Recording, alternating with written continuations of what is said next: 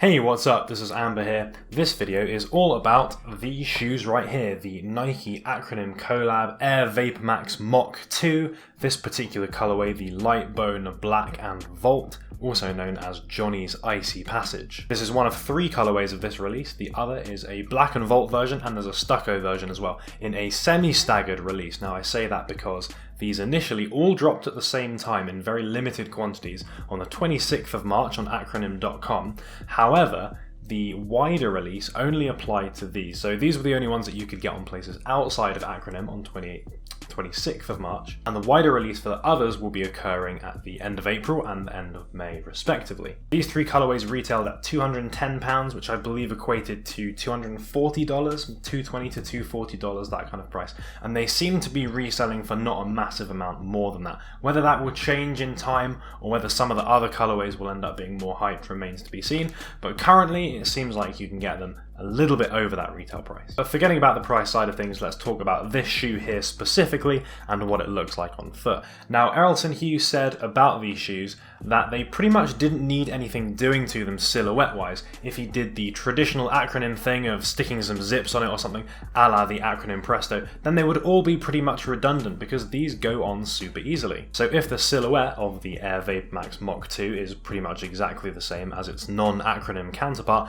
then what exactly has Errolson done? Well, something that you might have noticed is the rather bold pattern which is going on all over this shoe. This has been described as urban camouflage, and although it might look like a repeating pattern, if you take a closer look at the shoe, you'll actually see that there's loads of differently sized geometric shapes, loads of different shades of white, black and grey going on there. It kind of reminds me a little bit of dazzle camouflage, which used to be used back in World War I. They used to paint boats in all these crazy colours and stuff to obscure the size and the shape of them, so that if you looked at them from a distance, then you'd be pretty much unable to tell exactly what they were. It also reminds me of a project I saw a while ago about clothing and makeup designed to confuse facial recognition systems, and I imagine both those sorts of things were inspiration for Errolson when he came up with this pattern. That idea of concealment in plain sight, concealment from radar, automated systems, AI, is quite a cool concept to work with, I think. And this pattern, of course,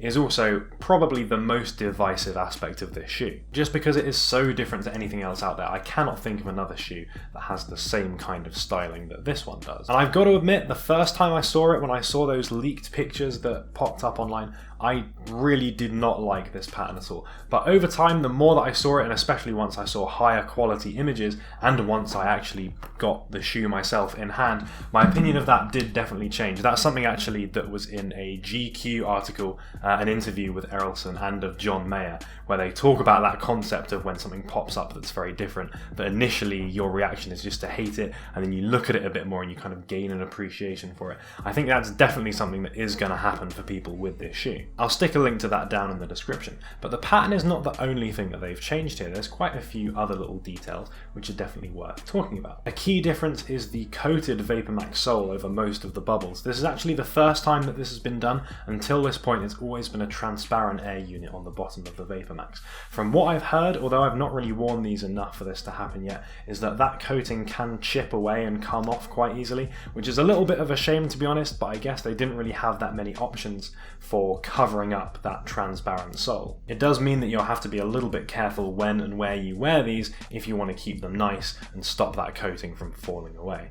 Another very divisive element is the Volt coloured strap which goes over the top of the shoe. It really is very bright and stands out a lot despite the very busy and bold pattern that's going on all over the shoe. I think it's quite a cool way of adding a pop of colour to this. I think it would be quite easy and quite safe to just keep that a monochrome sort of thing, but I would be quite interested to see, and I would wonder how many people would prefer this shoe if they did drop that Volt coloured section here and they did stick to an all monochrome design. It's worth noting here that Acronym are rumoured to be releasing a Volt coloured J1 next season, so that could be a potential pairing of the two and a potential reason why Acronym are bringing this Volt colour into their shoe lineup. They've left the classic Vapormax text on the tongue, which is definitely no bad thing because it's a very futuristic and a pretty cool font, so it matches the rest of this shoe quite well.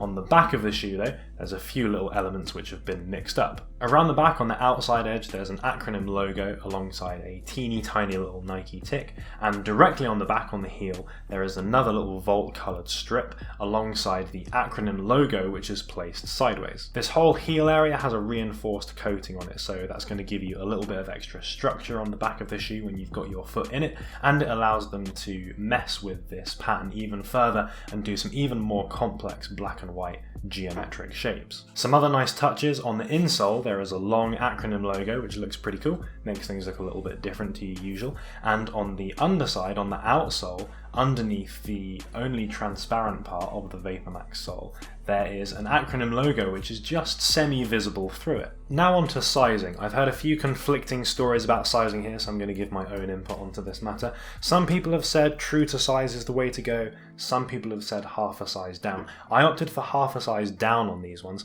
on the basis that I'd heard from quite a few people that these come up a little bit longer than your average Vapormax, and that does seem to be the case in that these are half a size down and they don't feel like they're too short for me. They are, however, a very snug fit, particularly on the width. Initially I thought they might be a bit too narrow in that it felt a bit like my foot was going over the edge of one of the air bubbles on the inside of my feet, but over time, after I've been wearing these for a few hours, it seems like that feeling has started to go away, which is definitely a good thing. And I think having these kinds of shoes pretty snug is as well definitely a good thing on the basis that because there's no laces or anything to tighten it, you want that nice snug fit, otherwise there's no way of making those shoes any tighter. So I would say if your feet are on the narrower side of things or you want that very close fit, then half a size down will be good, but if your feet are a bit on the wider side or you don't mind that slightly more relaxed fit, then true to size I think will be fine as well. Personally, even though I bought these half a size down, I do still feel like if I bought them true to size, they would still fit me fine. Aside from that, comfort wise, I feel like this is pretty much par for the course. Nike's Flyknit technology is pretty well known, it's one of the best out there, and I always find that it feels very, very comfortable in shoes. It's not too tight like I feel like Adidas, what's their equivalent called? Prime Knit, which can be a bit thick or a bit woolly feeling, whereas you don't really get that with Flyknit, and it does have very nice ventilation as well, so I find that your feet don't tend to get too hot. Similarly, I found the Vapormax sole pretty comfortable so far, although my only comparison is the Vapormax Utility, and although I'd say that those ones are more comfortable because they have that Cushlon midsole between the Vapormax unit and your foot, whereas this one doesn't have that, you're just sitting directly on that Vapormax sole, it's still pretty comfortable. The strap, which replaces the laces, is quite thick, and although it does have some stretchy ability, it is pulled together quite tightly. So I think that combined with the reinforced heel means that these do hold your foot in there quite nicely, and of course that is combined with the fact that these are half a size smaller than my true size. The Vapormax sole might be comfy, but it is also very squeaky. I dare say that these are even more squeaky than my Vapormax Utilities were. I reckon that's probably down to the white coating that they've put on the sole.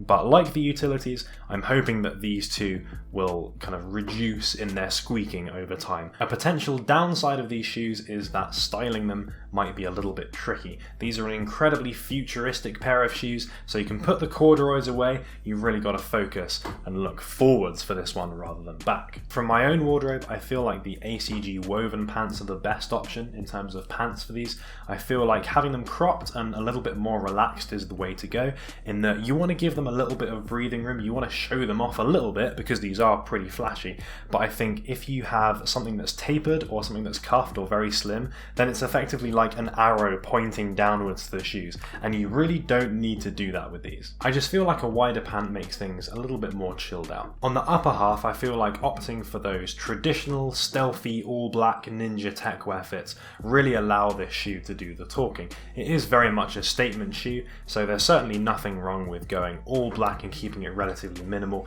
and then having the shoes as that one piece which really stands out and really brings some fun to the party. Although I feel like there's also scope for really running with that urban camouflage theme and using even more stuff which has different patterns or different pops of colour in there. I'm not really brave enough to opt for that kind of thing just yet, but I can kind of formulate in my brain a way that that could work. And it's something I'd really like to see, so I'm hoping at some point in the future someone will come out there with some mind-blowing fit which has loads of different crazy colours and patterns and stuff in there, while still keeping that very futuristic style. And it's possible, of course, that we'll even be able to do that with mainline Acronym stuff if that rumour of the J1 in the Volt colouring does actually surface and we see that and maybe even more things from Acronym which use loads of weird colours rather than black and start mixing it up a little bit more. Also remember that these are a running shoe, or at least based on a running shoe, so you could keep that futuristic kind of style but then opt for something with more athleisure or a slightly more casual spin on things. I don't want to say mirror's edge again, I feel like I talk about it in almost every video now, but yeah, futuristic style, running, these shoes together, I think that will work. And just experiment. I think these are definitely a shoe to just mess about with and see what kind of thing works. So if you do have these, just try them on with a bunch of different things. You might just find something cool. So to conclude, this is an expensive shoe. There's no getting around that really. You're paying for stuff like Errolson's design input, you're paying for the smaller quantity that these are manufactured in, so less economies of scale. You're paying for all those different things that they've added. You've got that coated sole that they've never really done before. And the pattern, of course, as well. You're paying for exclusivity and that there's not that many of these around. And you've got that brand name association as well, which is a very premium brand by all accounts. And the creation of that campaign around them as well that had that kind of cyberpunk cowboy face-off type scenario with the video that was super cool, the promo posters, the other kinds of images and stuff as well. All of that stuff, of course, does cost no insignificant amount of money. Whether that's worth it to you, of course, and whether that's something that you want to buy into, whether you think it's worth it having that extra cost added onto this shoe, because let's face it, Vapormaxes are not exactly a cheap shoe anyway, of course, is incredibly subjective. However, they're a comfy shoe, they're one that you might not see around that often, and they're one that are so unique, nothing like this really exists to my knowledge, that anyone will be able to spot these from a mile away, especially people that have an interest in sneaker culture or fashion generally. You're guaranteed to be turning heads with this shoe, as it is something that elicits a very strong response either way. Some people absolutely hate this pattern, or they really don't like the Volt editions. Some people love it and they think it's the coolest thing they've ever seen because there is nothing else like it around. And although they might not be the easiest thing to wear, these aren't the kind of things that you're going to go out in every single day, because let's face it, they're not going to work with every single outfit. But if you're willing to experiment and you're willing to wear things that really complement these shoes and let them shine, then I'm sure you're going to feel rewarded. And that has been everything on the Nike Acronym collab Air Vapormax Moc 2. Let me know what you guys think of these. After seeing these for a few minutes in this video, are you coming around to this pattern now? Or maybe you loved it to start off with, or maybe you're just feeling that these ones too much, over the top, not for you. Either way, do let me know. I'd be interested to see like what the ratio of people who think these are cool and people that aren't feeling them is. If you enjoyed this video, please do give it a like, and remember to eat your vegetables, and as always, I will catch you in the next video. Shout out to Bryson, I agree, athleisure stuff is definitely a really good way to start looking at more summer ready or spring ready techwear stuff, and that is a super steal, so nice job on that one. And shout out to Frozen Walkway, that's a pretty cool idea. I would look up the term lunacore. It's kind of like a white version of techwear almost, so it takes inspiration from astronaut type stuff, space travel, retrofuturism, and a lot of white or white heavy, very pale coloured outfits. Some of that stuff is pretty cool, but it's a very, very niche thing at the moment, so there's not that much material on it. I'm almost certainly wasting my breath because I will have forgotten to do this again, but there might be some videos going up here, and there might be a button over there, so if you enjoyed this video and you want to check out some more things going on in the future, then you can hit that button and you can subscribe. But if not, there's also another button down there somewhere, so find that one.